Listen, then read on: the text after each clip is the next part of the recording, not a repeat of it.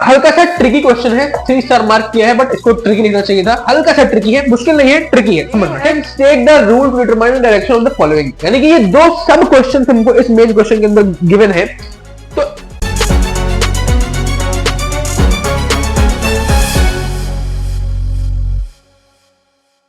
Hello everyone, कैसे हो सभी के सभी? आई होप फाइन होंगे, बढ़िया होंगे और ढेर सारे मजे के साथ होंगे। Welcome back to another power pack session of our question practice series. स्वागत करता हूं फिर से आपका इस नए क्वेश्चन प्रैक्टिस सीरीज के चौथे सेशन में, जो कि हमारा होने वाला है magnetic field and electric current वाले टॉपिक के ऊपर, जो हमारा क्लास 10 की फिजिक्स का चौथा चैप्टर है। ठीक, अब तक की अगर मैं कहानी की बात करूं तो अब तक के इस चैप्टर में हम लोग ने अब तक के इस पूरे जो जर्नी रही है इस सेशन की, उसमें हमने 3 सेशन अब तक लिए हैं। ठीक, कौन कौन से? पहला हमने लिया लाइट का, दूसरा हमने लिया ह्यूमन आई का, और तीसरा हमने लिया अभी रिसेंटली में इलेक्ट्रिसिटी वाला चैप्टर। ठीक, तो ये 3 चैप्टर करने के बाद हमारी क्लास 10 की फिजिक्स का लास्ट चैप्टर आज हम करने वाले हैं, that is most important questions of magnetic effects of electric current. ठीक, magnetic effects of electric current वाले चैप्टर को बेसिकली इस वीडियो में हम कवर करने वाले हैं।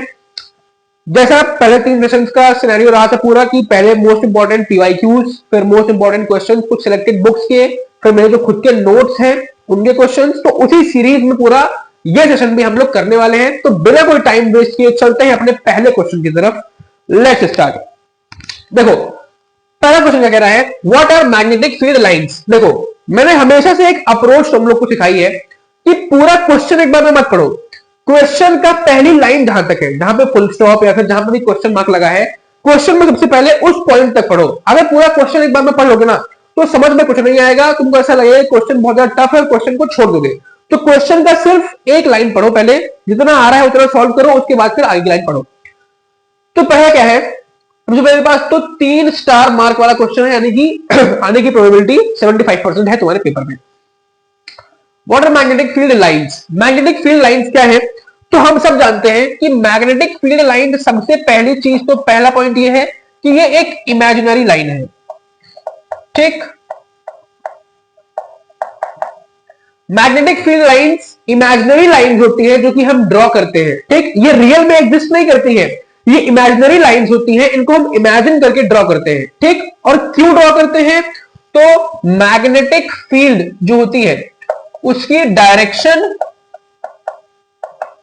एंड मैग्नीट्यूड, उसकी डायरेक्शन और मैग्नीट्यूड को बताने के लिए हम मैग्नेटिक फील्ड लाइंस ड्रॉ करते हैं। ठीक, तो what are magnetic field lines question था, तो हमने उसमें ये 2 पॉइंट अपन लोग लिखेंगे कि सबसे पहली चीज तो एक इमेजिनरी लाइन होती है, यानी कि ऐसी कोई लाइन रियल में एग्जिस्ट नहीं करती है, ये हम इमेजिनरी बनाते हैं। क्यों बनाते हैं? तो डायरेक्शन और मैग्नीट्यूड डिफाइन करने के लिए, किसका? मैग्नेटिक फील्ड का। ठीक, फिर क्या है, how is magnetic field at a point is determined. Magnetic field को हम किसी एक पॉइंट पे कैसे डिटरमाइन करते हैं? ठीक, तो magnetic field at a point को अपन लोग डिटरमाइन करते हैं using a compass. Using a compass. ठीक, अपन लोग एक कंपास का यूज करते हैं और मैग्नेटिक फील्ड लाइन को क्या करते हैं? डिटरमाइन करते हैं। ठीक, नेक्स्ट क्वेश्चन क्या कहता है, draw the magnetic field line of a current carrying loop. एक जो करंट कैरिंग सर्कुलर लूप होता है, यहाँ पे लूप नहीं होना चाहिए था, यहाँ पर सर्कुलर लूप होना चाहिए था। तो जो एक जो करंट कैरिंग सर्कुलर लूप होता है, वहां पर अपन लोग मैग्नेटिक फील्ड लाइन हमारी कैसी होती है अपने को वो दिखाना है।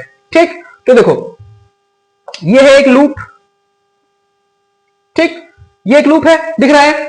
अब इस लूप के बिल्कुल सेंटर से, अगर मान लो ये लूप का सेंटर है, तो यहां से लाइन पास होती है। इसके ऊपर जो ये वाला पॉइंट होता है, यहां पर मैग्नेटिक फील्ड लाइंस कंसेंट्रिक होती है।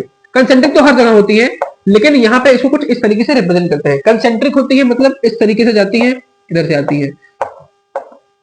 ठीक, फिर यहां पे हम इनको एरो से रिप्रेजेंट करते हैं, क्योंकि इनकी डायरेक्शन कैसे होती है? इनकी डायरेक्शन इस टाइम पे ऐसे होती है। ठीक, ये डायरेक्शन होती है, इसी वजह से यहां पर तो कंसेंट्रिक हम दिखाते हैं और यहां पर हम इस तरीके से शो करते हैं। ठीक, ये रिप्रेजेंट करने का तरीका है। अगर क्वेश्चन में मैग्नेटिक फील्ड लाइन पूछ ले एक सर्कुलर लूप में, तो इस तरीके से बना के आना, ये मेथड है तुम्हारे एनसीईआरटी का है। ठीक, इस तरीके से एरो के थ्रू। ठीक, और अगर इस लाइन के नीचे आओगे तो इस लाइन के नीचे जो डायरेक्शन होती है वो रिवर्स हो जाती है, मतलब अभी तक लूप ऐसे घूम रहा था अगर मैग्नेटिक फील्ड लाइन, तो अब मैग्नेटिक फील्ड लाइन कुछ इस तरीके से घूमेगी। ठीक, यानी कि एरो कहां से आएगा, एरो इस साइड से निकल के आएगा। ठीक, एरो इस साइड से निकल के आएगा और यहां पर भी कंसेंट्रिक सर्कल्स फॉर्म होंगे और उनकी डायरेक्शन कैसी होगी, जैसी डायरेक्शन यहां पे थी उसकी अपोजिट डायरेक्शन यहां पे हो जाएगी। यानी कि ये इस तरीके से निकलेंगी, यहां पहुंचेंगी, इस तरीके से निकलेंगी, यहां पहुंचेंगी, इस तरीके से निकलेंगी, यहां पहुंचेंगी। ठीक, क्लियर है? इसको ड्रॉ कर लो, इसको ध्यान से समझ लो, क्योंकि कुछ चीजें ऐसी होती हैं जिनको तुम लॉजिक लगा के नहीं कर सकते। अगर एग्जाम में वो चीजें आई हैं तो तुमको जो एनसीईआरटी में गिवन है, जो तुम्हारे मास्टर ने, जो तुम्हारे टीचर ने तुमको सिखाई है, तुमको उस तरीके से उसका एप्लीकेशन करना होगा। ये कुछ उस तरीके की चीज है कि अगर मैग्नेटिक फील्ड लाइन ड्रॉ करने के लिए आया है एक लूप के अंदर, तो मैग्नेटिक फील्ड लाइन तुमको एक लूप के अंदर ड्रॉ करना पड़ेगा इसी मेथड से। क्यों? क्योंकि ये एनसीईआरटी में गिवन है, वहां पर तुम अपना लॉजिक नहीं लगाओगे। ठीक, चलो दूसरा क्वेश्चन क्या है, 3 स्टार के लिए है असर्शन रीजन। पहली बार मैं इस पूरे प्रैक्टिस सेशन में असर्शन रीजन लेके आया हूं, क्योंकि ये एक मुझे ऐसा लगा कि इंपॉर्टेंट असर्शन रीजन है। ठीक, इससे तुम्हारा कॉन्सेप्ट भी रिवाइज हो जाएगा। क्या कहता है, मैग्नेटिक फील्ड लाइंस, एमएफएल का मतलब magnetic field lines, magnetic field lines never intersect each other. ठीक, असर्शन क्या कह रहा है कि मैग्नेटिक फील्ड लाइंस जो होती है वो कभी भी एक दूसरे को इंटरसेक्ट नहीं करती है। रीजन क्या कह रहा है, इफ दे डू सो, अगर मैग्नेटिक फील्ड लाइंस ऐसा करती है, कैसा कि वो एक दूसरे को इंटरसेक्ट करती है, तो होगा क्या, compass will show 2 points, 2 directions होगा। क्वेश्चन को थोड़ा बदल लेना, 2 directions at a point, 2 directions at a point which is not practically possible. ठीक, तो क्या बताया गया है, देखो असर्शन रीजन को अगर तुमको करना है पेपर में, बहुत सारे बच्चे ऐसे होते हैं जो असर्शन रीजन गलत करके आते हैं क्योंकि उनको पैटर्न नहीं पता होता। असर्शन को तुमको एक क्वेश्चन बना देना है। ठीक, असर्शन को एक क्वेश्चन बनाना है और रीजन को उस क्वेश्चन के आंसर की तरह जज करना है। अगर क्वेश्चन और आंसर दोनों सेम है, अगर मतलब क्वेश्चन और आंसर दोनों अलाइन कर रहे हैं कि जो क्वेश्चन है वही आंसर बात कर रहा है, जो क्वेश्चन है वही आंसर बात कर रहा है, तो असर्शन रीजन दोनों ट्रू है और असर्शन रीजन जो है वो करेक्ट एक्सप्लेनेशन है असर्शन का। ठीक, अगर क्वेश्चन भी सही है, रीजन भी सही है, सॉरी, अगर क्वेश्चन भी सही है, आंसर भी सही है और दोनों आपस में अलाइन कर रहे हैं, तो ऑप्शन ए होगा। अगर क्वेश्चन यानी कि असर्शन भी सही है और आंसर यानी कि रीजन भी सही है, लेकिन दोनों एक दूसरे को अलाइन नहीं कर रहे हैं, तो ऑप्शन बी होगा, यानी कि assertion and reason both are correct but reason is not the correct explanation of assertion. ठीक, और अगर क्वेश्चन यानी कि असर्शन सही है, रीजन यानी कि आंसर गलत है, तो सी ऑप्शन, और अगर क्वेश्चन यानी कि असर्शन गलत है और रीजन यानी कि आंसर सही है, तो डी ऑप्शन। ठीक, ऐसा मार्क करना होता है। तो देखो, अगर मैं इस असर्शन को क्वेश्चन बनाऊं कि magnetic field line never intersect each other, तो why magnetic field line never intersect each other. ठीक, तो उसका आंसर देखना। आंसर क्या होता है, क्योंकि अगर दोनों एक दूसरे को इंटरसेक्ट करेंगी, अगर दो मैग्नेटिक फील्ड लाइंस एक दूसरे को इंटरसेक्ट करती है, तो क्या होता है, उसमें होता यह है कि एक पॉइंट पे 2 डायरेक्शन शो हो जाती है, जो कि प्रैक्टिकली पॉसिबल नहीं है। ठीक, तो क्वेश्चन क्या है मेरे पास कि why magnetic field lines never intersect each other, क्यों नहीं करती है, तो क्या उसका आंसर यही होगा कि इफ दे डू सो, अगर वो इंटरसेक्ट करती है तो एट अ पॉइंट, एक सिंगल पॉइंट पे उनकी 2 डायरेक्शन हो जाएगी, जो कि प्रैक्टिकली पॉसिबल नहीं है। तो क्वेश्चन भी सही है, आंसर भी सही है और आंसर और क्वेश्चन आपस में एक दूसरे को अलाइन कर रहे हैं, तो कौन सा मेथड होगा, कौन सा आंसर होगा, option number A, both assertion and reason are true and reason is the correct explanation of assertion. ठीक, क्या बात है, क्लियर है। असर्शन रीजन की ये ट्रिक तुमको कोई नहीं बताएगा, ये ट्रिक बहुत इंपॉर्टेंट है, मैंने अपने टाइम में यूज की थी, मेरे जो टीचर्स थे उन्होंने मुझे बताई थी, तो मैंने सोचा तुम्हारे साथ शेयर कर देता हूं। ठीक, चलो नेक्स्ट क्वेश्चन की तरफ बढ़ते हैं।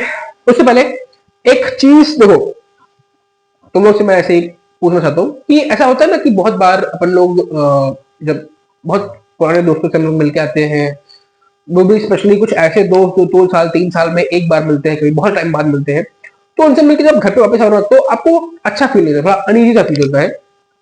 तो ऐसे बहुत लोग के साथ होता है, तुम लोग के साथ भी होता होगा कि कोई पुराने स्कूल के फ्रेंड्स हैं, ऐसे बचपन के फ्रेंड्स हैं जो स्कूल छोड़ के चले जा चुके हैं और अब तुम उनसे 2-3 साल बाद मिलते हो, तो कहीं ना कहीं वो कनेक्शन बिल्कुल ब्रेक हो गया, बट तुमको वो कनेक्शन फील होता है।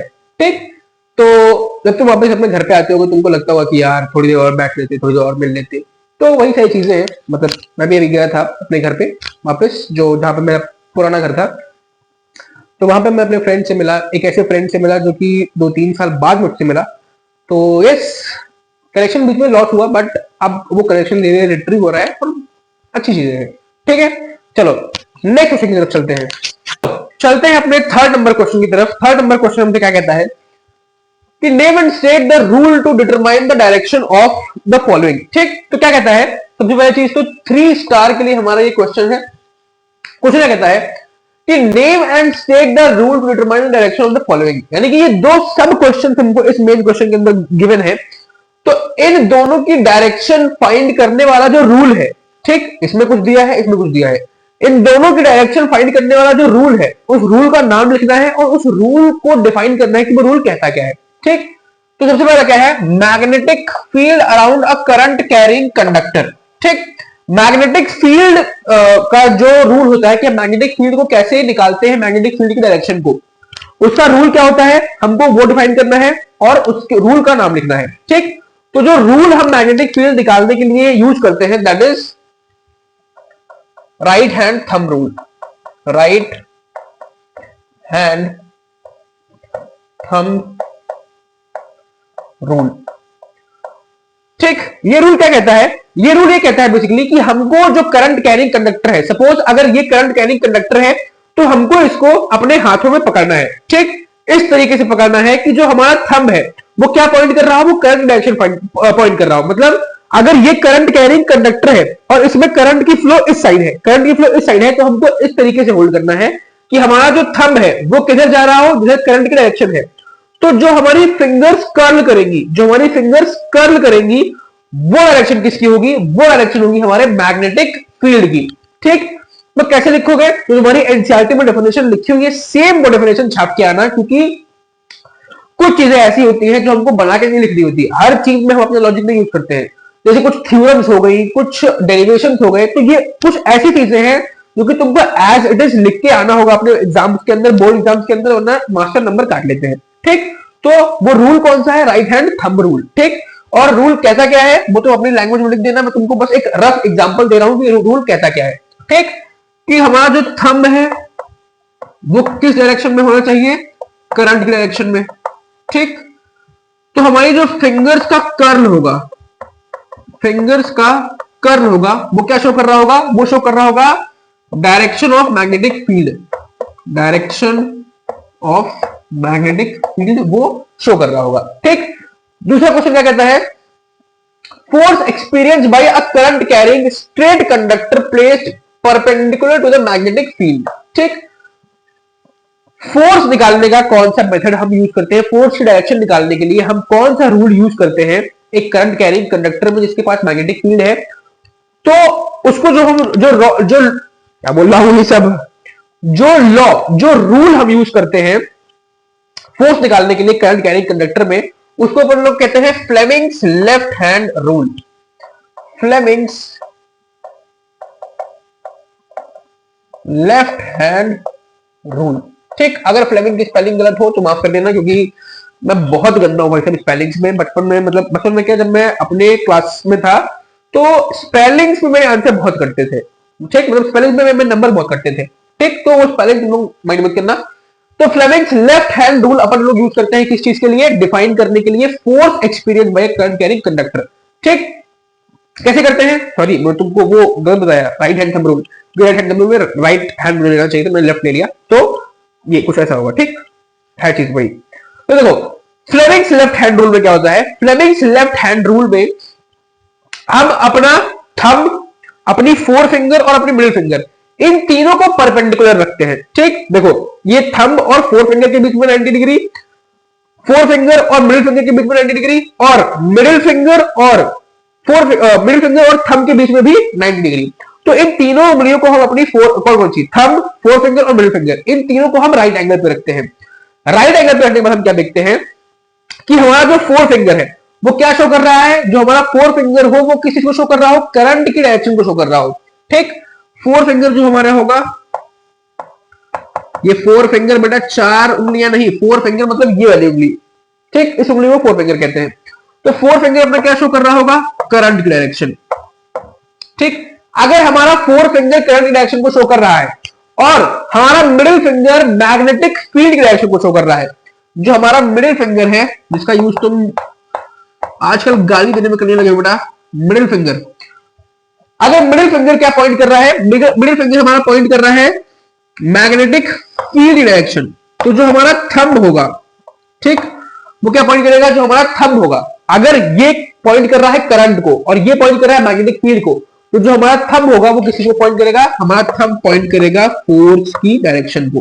ठीक, जैसे अगर मैं एग्जांपल के तौर पे कह दूं कि ये है मान लो तुम्हारा डायरेक्शन करंट का और ये है तुम्हारा डायरेक्शन मैग्नेटिक फील्ड की। ठीक, मैग्नेटिक फील्ड की। तो बताओ फोर्स क्या लग रही होगी। तो देखो तीनों को 90 डिग्री पे रखो, तीनों को 90 डिग्री पे रख लिया। अब करंट किधर है, इधर, मैग्नेटिक फील्ड किधर है, इधर। तो जो फोर्स लग रही होगी वो फोर्स कहां लग रही होगी, वो फोर्स लग रही होगी आउटसाइड, वो फोर्स लग रही होगी आउटसाइड ऑफ द प्लेन। इस प्लेन के बाहर फोर्स लग रही होगी, क्योंकि करंट ऊपर मैग्नेटिक फील्ड उधर, तो फोर्स किधर लग रही होगी, बाहर डायरेक्शन में। ठीक, क्लियर है। चलो next question, thinking based question है, यानी कि तुम्हारी सोच का इसमें खेल है, जिसको तुम इस्तेमाल नहीं करते हो, उस सोच का, उस दिमाग का खेल है। ठीक, the magnetic field in a given region is uniform, draw diagram to represent it. ठीक, तो तुमको याद करना पड़ेगा कि मैग्नेटिक फील्ड किस केस में, कौन सा ऐसा केस बनता है हमारे पास जहां पर मैग्नेटिक फील्ड यूनिफॉर्म होती है।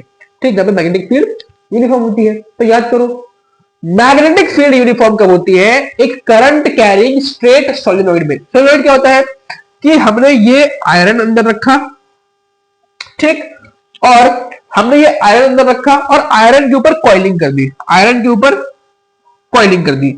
जब हम ये कर लेते हैं तो ये हमारा क्या होता है, ये हमारा बन जाता है करंट कैरिंग सोलेनोइड। ठीक, तो अब इसमें जो हमारी, क्या बना रहा हूं, इसमें जो हमारी वो होती है, क्या होती है, क्या होती है, मैग्नेटिक फील्ड, वो क्या होती है, वो यूनिफॉर्म होती है, कुछ इस तरीके से वो यूनिफॉर्म होती है।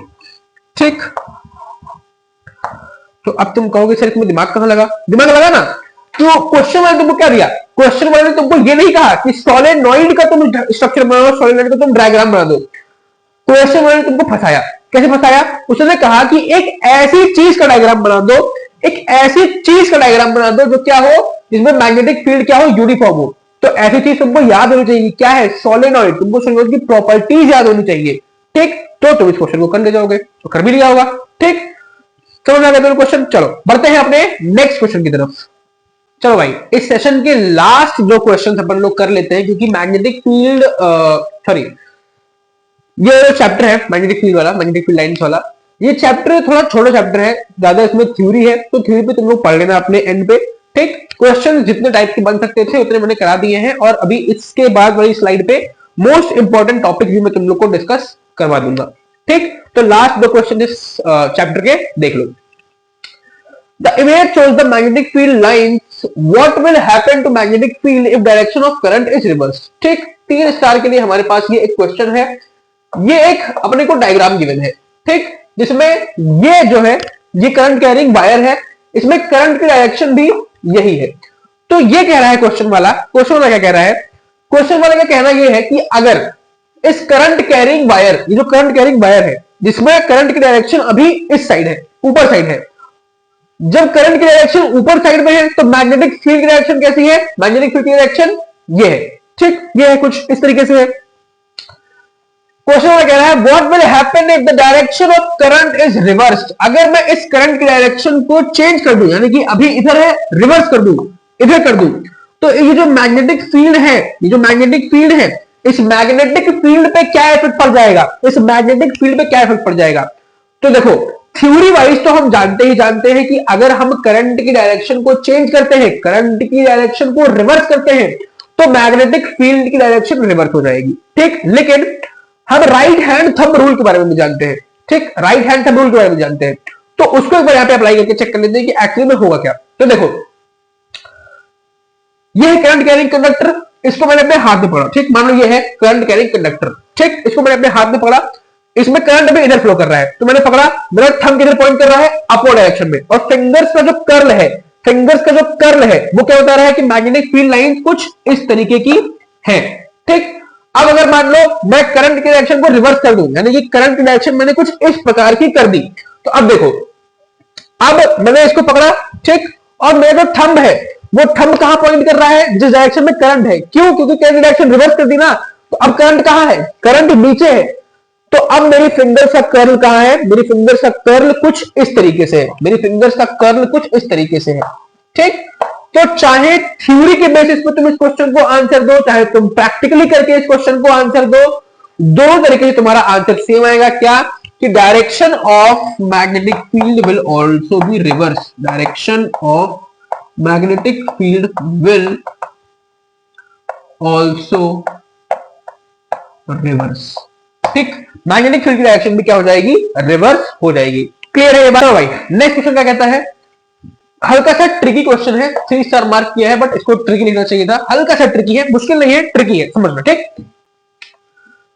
How does a solenoid behave like a magnet. ठीक, अभी इतना ही पढ़ो, इस क्वेश्चन को भी यहां तक तोड़ के पढ़ो कि एक सोलेनॉइड मैग्नेट की तरह कैसे एक्ट करता है।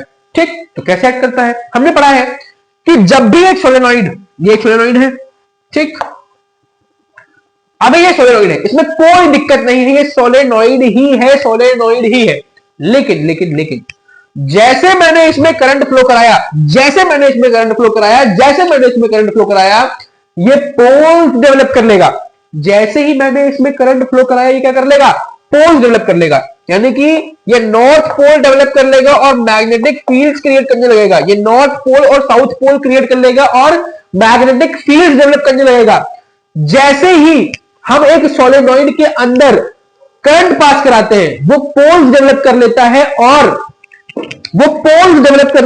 और मैग्नेटिक फील्ड क्रिएट करने लगता है। तो इसी वजह से जैसे ही हम करंट पास कराते हैं सोलेनॉइड के अंदर से, वो एक मैग्नेट की तरह एक्ट करने लगता है। ठीक, तो how does solenoid act, how does solenoid behave like a magnet? तो a solenoid behave like a magnet when we pass current through it.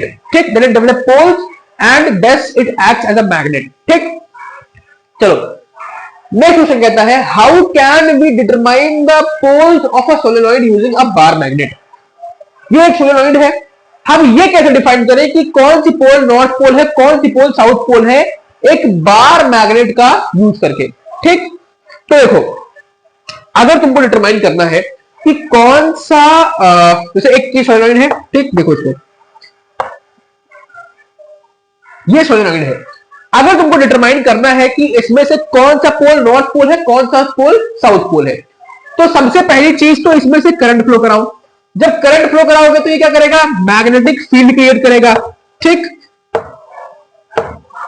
अगर तुमको ये चेक करना है कि सोलेनॉइड में कौन सा पोल नॉर्थ पोल है, कौन सा पोल साउथ पोल है, तो सबसे पहले तुमको सोलेनॉइड के अंदर मैग्नेटिक फील्ड डेवलप करनी पड़ेगी ना, तब तो पोल जज करोगे।